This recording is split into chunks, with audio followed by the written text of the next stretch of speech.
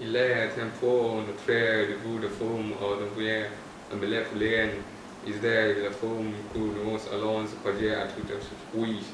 Ceci c'est la forme que se crée en faux. Il est sur l'esprit parisien Pierre Junet. What are you talking about? Talk English lah. Okay, sorry man. Because I was currently learning my French language. Oh, okay. Yeah, so after I watched this movie, which named Amélie, Ah, I'm in love with Paris, in love with France, and Wow. in love with their language. So I was Okay. learning it. So just now I'm saying that today, the movie we're going to talk about is Amélie. Emily. Okay. Yeah, which direct by Jean-Pierre Jeunet in 2001. Okay, Amélie is a fanciful comedy about a young woman who isolated the lives of people around her, creating a world exclusively of her own making. Shot, shot in over 80s Paris locations, which director Jean-Pierre Jeunet invokes his incomparable visionary style to capture the joys and mystery of modern-day Paris.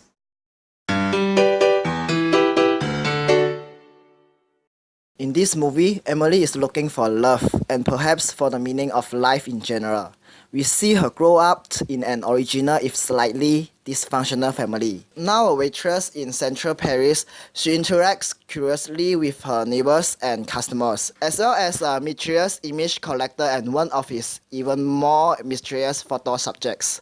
Little by little, Emily realized that the way to happiness requires her to take her own initiative and reach out to others. Compared to most other films, Emily is based on rather ordinary and plain story everyone can relate to.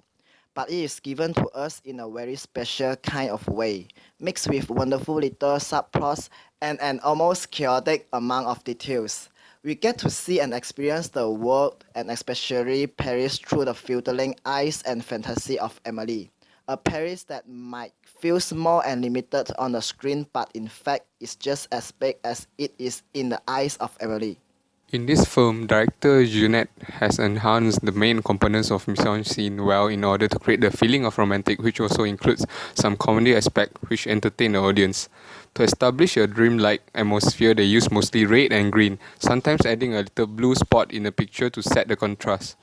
In the movie, Emily Poulain mostly wears either red or green dresses, as well as the housekeeper and Emily's mother in the beginning of the film. When Emily sits down to watch the tragedy of her life on her TV, there's an outstanding of a blue lamp in the background. Sometimes the use of colors gets very obvious. Emily's apartment, for example, is almost completely red. The underground station and the train station are kept in green, and the green grocery store stands out from the grey buildings. Honestly, I haven't noticed the extreme use of color the first time I watched the movie. I just wonder how the director succeeds in establishing such a fabulous atmosphere. The film relies on elements of mise-en-scene to communicate Emily's unique love experience. In many places, the things visible on the screen are not actually visible in real life, but convey a deeper meaning. Everything from glowing X-ray vision given shortly to the audience or characters, to the vibrant red and green lighting, and the appearance enlightened television invite the audience into the heart, mind, and world of Emily. The director used great advantage of visual effects to emphasize a point. In the scene where Nino left her cafe and out of her life, it was not enough for Emily to appear upset. Emily's was shown to literally dissolve into a pool of discarded water. To actually visually realize the metaphor of Emily dissolving into a pool of water was a brilliant touch in providing us an insight into the strange yet intense nature of her emotions. Another great use of visual effects to actualize a metaphor was in the scene where Emily solved the riddle of the mystery man. We were shown the torn fragments of his photograph fitted together in order to form a picture of his complete face, a metaphor for Emily putting the pieces of a puzzle together.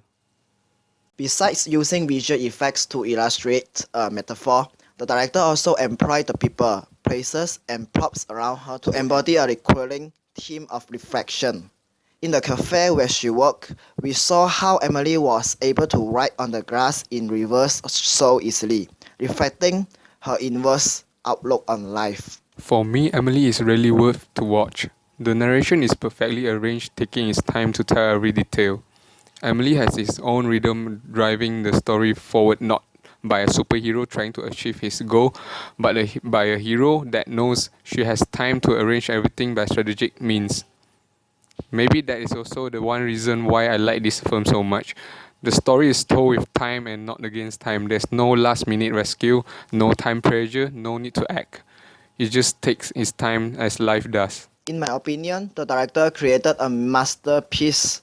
A film that is not only outstanding because of the cinematography, the special effects, or any other technical characteristics, but also combines the perfections of craftsmanship with a wonderful story, humor, and emotion.